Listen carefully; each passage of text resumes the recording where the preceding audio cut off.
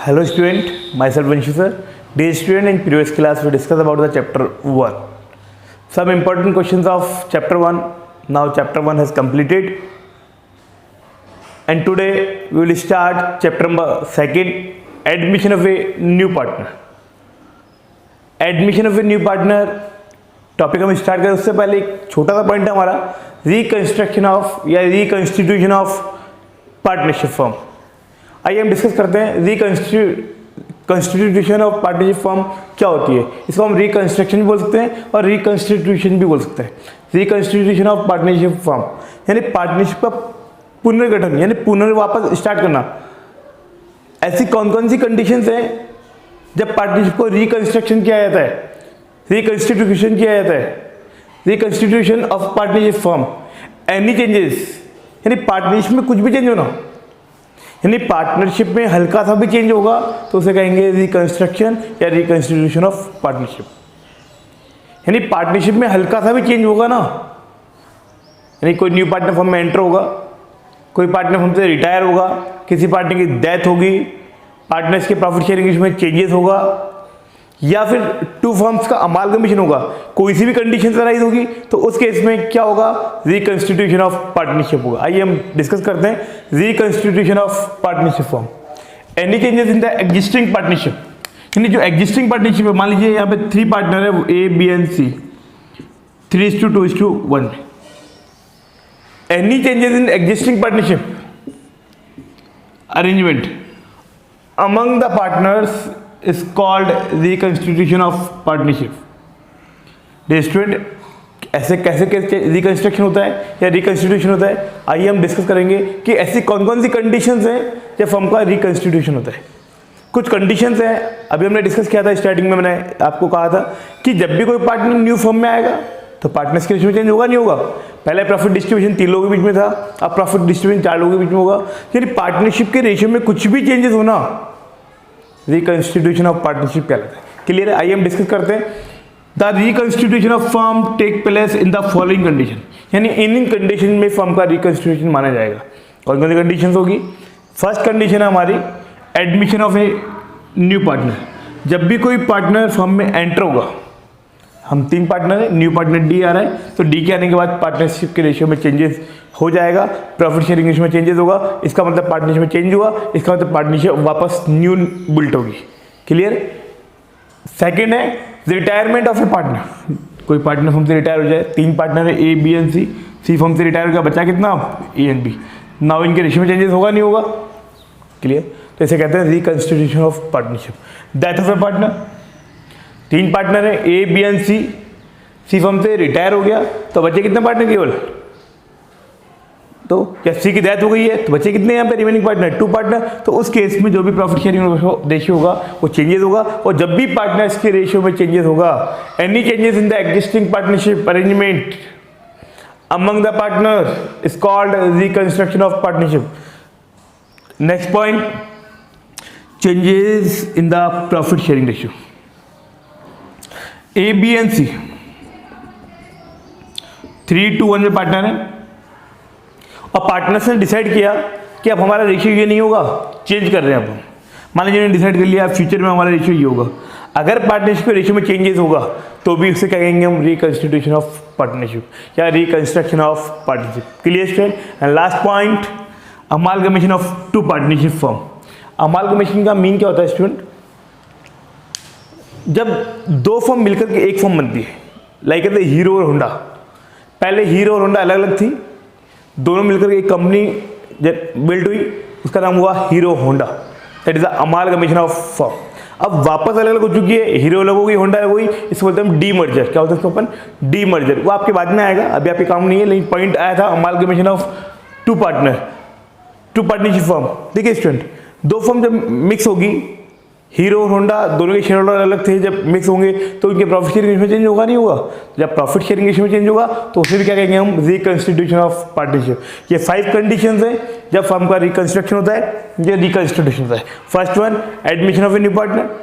Second, retirement of a partner, death of a partner, and fourth, changing profit sharing ratio, and last है amalgamation of 2 partnership firm.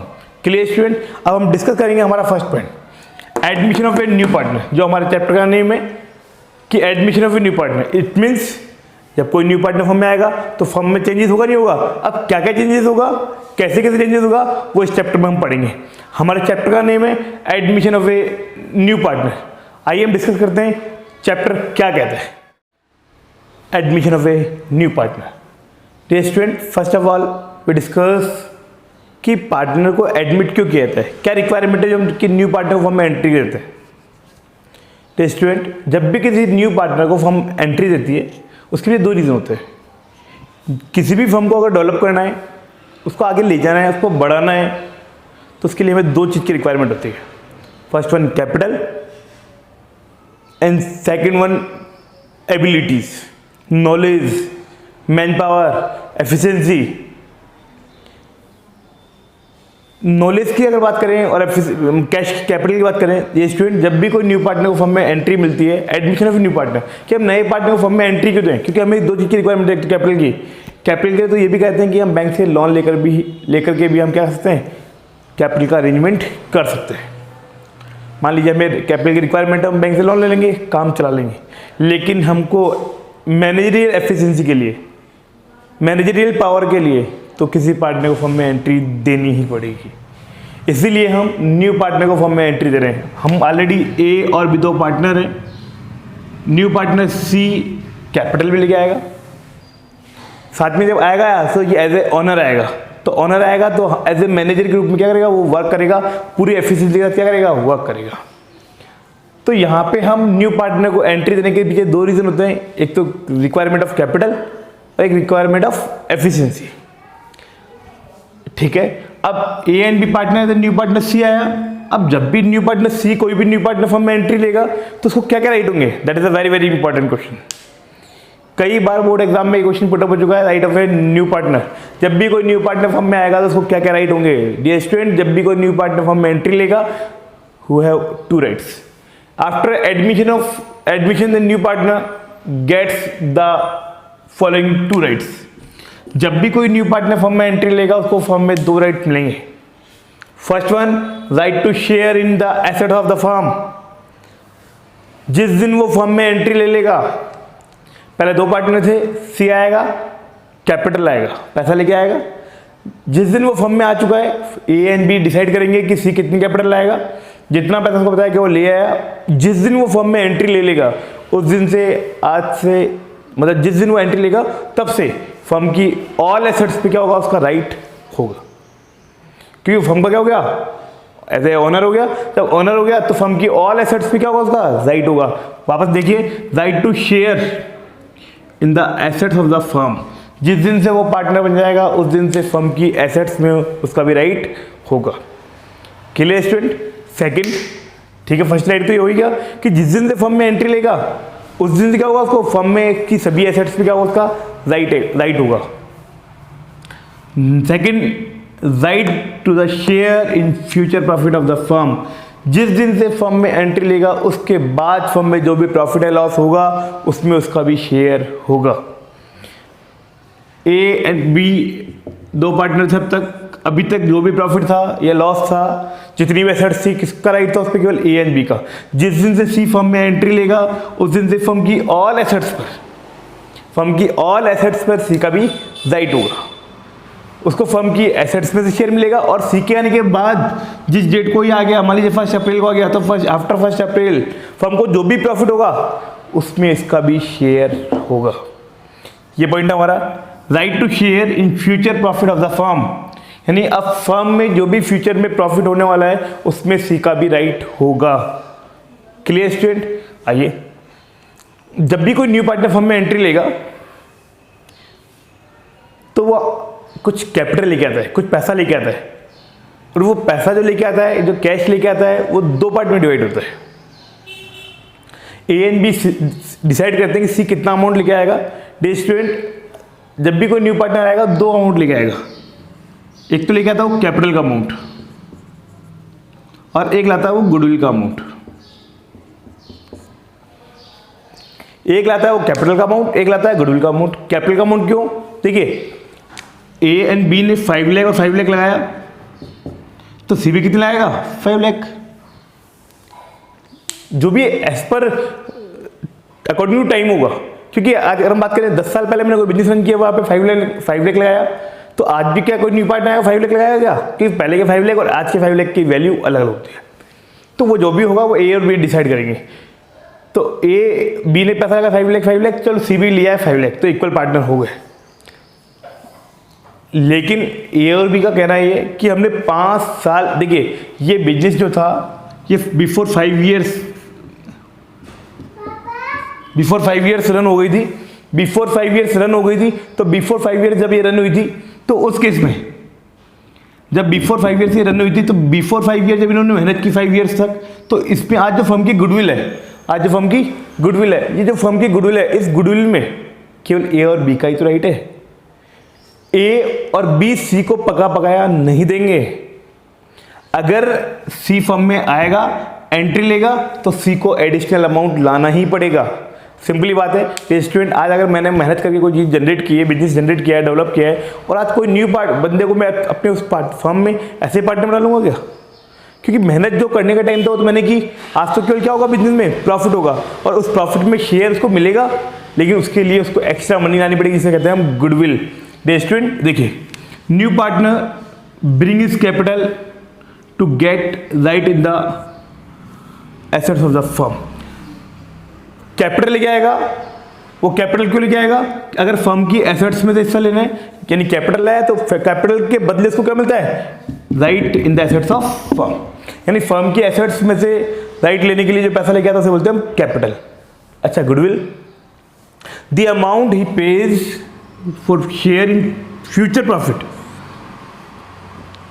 कहने का mean क्या हुआ कि अब जो सी है वो जो अमाउंट लेके आ रहा है प्रॉफिट में शेयर के लिए, उसे क्या कहते हैं हम? गुडविल। यहाँ 2 अमाउंट लेके आएगा, हमने पहले डिस्कस किया। अगर एसेट्स में से शेयर लेने के लिए अमाउंट लाएगा तो उसे क्या कहेंगे हम? कैपिटल। और फर्म के फ्यूचर प्रॉफिट में से शेयर लेने के लिए अमाउंट लेके आएगा तो उसे कहेंगे हम गुडविल। Clear student? यहाँ पे जब भी कोई न्यू पार्टनर आएगा 2 अमाउंट लेके आएगा, first one capital, second one goodwill. Firm के एसेट्स में से अगर शेयर लेना है उसके लिए तो लेके आएगा कैपिटल अमाउंट, और फर्म के फ्यूचर प्रॉफिट में से शेयर लेने के लिए लेके अमाउंट जो लेके आएगा उसके कहेंगे हम गुडविल। अब हम बात करेंगे एडजस्टमेंट और problem at the time of admission of a new partner.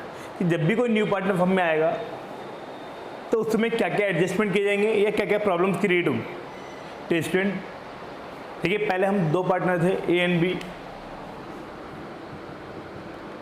अब न्यू पार्टनर फर्म में सी आएगा। जब सी फर्म में एंट्री लेगा तो कुछ ना कुछ एडजस्टमेंट तो होंगे। जब न्यू पार्टनर आएगा तो कितनी कैपिटल लेके आएगा ये डिसाइड करना पड़ेगा हमको। ठीक है, अब पहले ए और बी थे, इनका प्रॉफिट शेयरिंग रेशियो मान लीजिए 2:1 था। अब सी आएगा तो प्रॉफिट शेयरिंग रेशियो में कमी होगी नहीं होगी? क्योंकि सी को भी क्या करना पड़ेगा, इनको प्रॉफिट में शेयर देना पड़ेगा।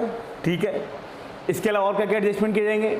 Adjustment of goodwill, new partner आएगा, कितनी गुडविल लेके आएगा, तो उसका गुडविल है कितनी फर्म की, ये कैलकुलेशन किया जाएगा।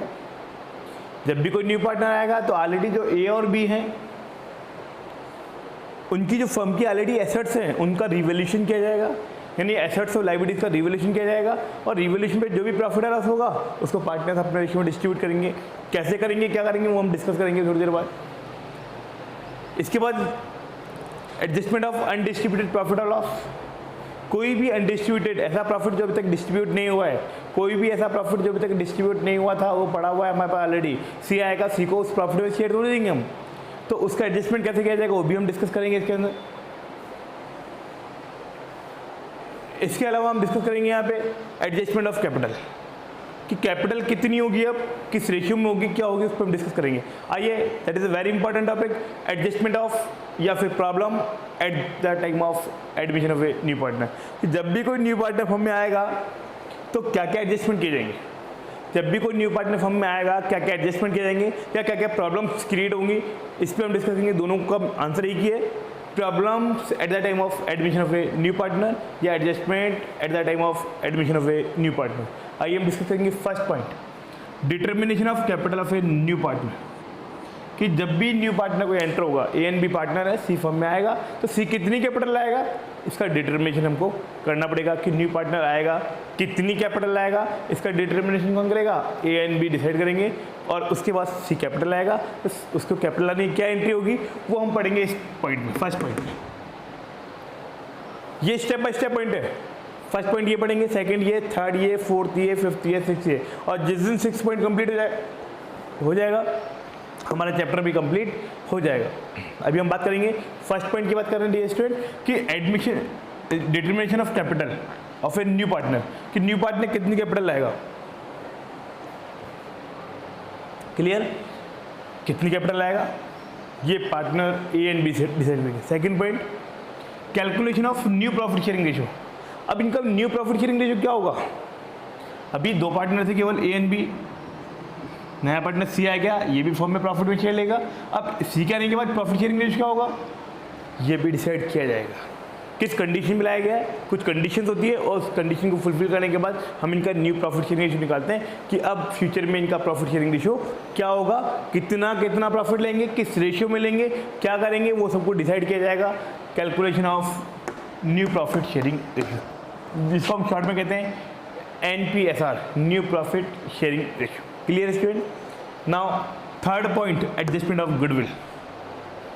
एडजस्टमेंट ऑफ गुडविल का मीन क्या है स्टूडेंट कि यहाँ पे न्यू पार्टनर आएगा तो कितनी गुडविल लेके आएगा, तो गुडविल कितनी लेके आएगा, तो पहले पूरी फर्म की गुडविल कैलकुलेट की जाती है कि आज की तारीख में हमारी फर्म की गुडविल है कितनी, आज हमारी मार्केट में गुडविल कितनी है फर्म की, तो पहले फर्म की गुडविल कैलकुलेट की जाएगी और जैसे ही फर्म की गुडविल आएगी तो उस पर उसका शेयर निकाल लिया जाएगा और उससे इतना अमाउंट हम कॉल करेंगे कि आपको इतना अमाउंट के लेके आना है, गुडविल का अमाउंट लेके आना है। Clear student. तो यहाँ पढ़ेंगे एडजस्टमेंट ऑफ गुडविल। क्लियर है। तो यहाँ पहले पूरी फर्म की गुडविल निकालते हैं, कैसे गुडविल निकाली जाती है, कितने मेथड होते हैं, वो हम इस टॉपिक में पढ़ेंगे। कि टॉपिक्स है ये स्टूडेंट अपने revaluation of assets and liabilities.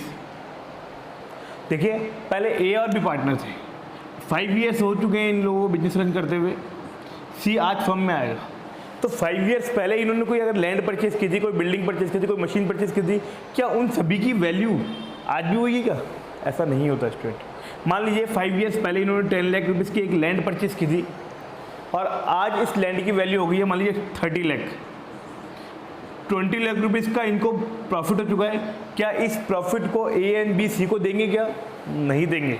तो जब भी कोई न्यू पार्टनर फर्म में आएगा तो सबसे पहले हम एसेट्स एंड लायबिलिटीज का रिवैल्यूएशन करेंगे और रिवैल्यूएशन करने के बाद बिजनेस में जो भी प्रॉफिट या लॉस होगा उस प्रॉफिट और लॉस को पार्टनर्स अपने रेशियो में डिस्ट्रीब्यूट कर लेंगे। इसके अगेंस्ट अगर हम बात करें, मान लीजिए एक कार थी बिफोर 5 ईयर्स परचेज की थी 10 लाख की और आज की जब सी आया उस दिन इस कार की वैल्यू है 2 लाख रुपीज़ या 3 लाख रुपीज़, तो लॉस कितना हो गया 7 लाख रुपीज़। क्या इस लॉस को सी बियर करेगा क्या, नहीं करेगा। क्यों, सी कहेगा भैया गाड़ी के मजे आपने लिए तो इस लॉस को भी आपको ही बियर करना पड़ेगा। तो उस केस में जब भी कोई न्यू पार्टनर आएगा यानी eight the time of admission of a new partner all assets and liabilities should be revalued. सभी एसेट्स एंड लायबिलिटीज को हम रिवैल्यूट करेंगे और उसके बाद उस पर जो भी प्रॉफिट या लॉस होगा उसको ओल्ड पार्टनर अपने ओल्ड रेशियो में डिस्ट्रीब्यूट कर।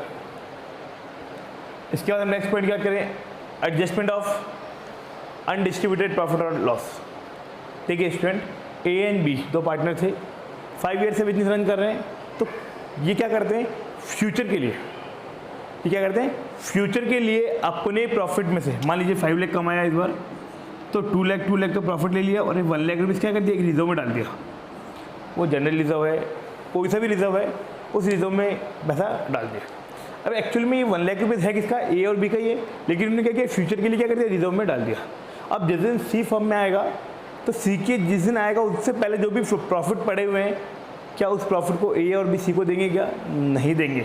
इसीलिए कोई भी अनडिस्ट्रीब्यूटेड प्रॉफिट होगा या लॉस होगा, ऐसा अनडिस्ट्रीब्यूटेड मतलब ऐसा प्रॉफिट जिसको अभी तक डिस्ट्रीब्यूट नहीं किया गया है, तो उस केस में उस प्रॉफिट और लॉस को कौन बियर करेगा, लेगा ए एंड बी लेगा, सी का उसमें कोई मतलब नहीं होगा। Clear student. आइए और हमारा लास्ट पॉइंट है adjustment of capital. Adjustment of capital का मतलब ये हुआ स्टूडेंट कि जब भी एट दैट लास्ट स्टेज कि अब पार्टनर्स ने डिसाइड करेंगे कि अब हमारी जो कैपिटल होगी इतनी होगी, हमारे प्रॉफिट शेयरिंग रेशियो होगी कि अब कैपिटल इतनी चाहिए, हमको इतनी होनी चाहिए, तो लास्ट में जितना भी कम है ज़्यादा है जो भी एडजस्टमेंट करना है वो लास्ट में पार्टनर अपने कैपिटल का एडजस्टमेंट करते हैं। और जिस दिन ये 6 पॉइंट कंप्लीट हो जाएंगे वो चैप्टर भी हमारा कंप्लीट हो जाएगा। डियर स्टूडेंट, चैप्टर बहुत लेंदी है, लॉन्ग चैप्टर है, तो आप प्रैक्टिस साथ साथ करते चलिएगा वरना प्रॉब्लम्स हो जाएंगी, क्योंकि चैप्टर बहुत लेंदी चैप्टर है। Clear student? जय हिंद, जय भारत।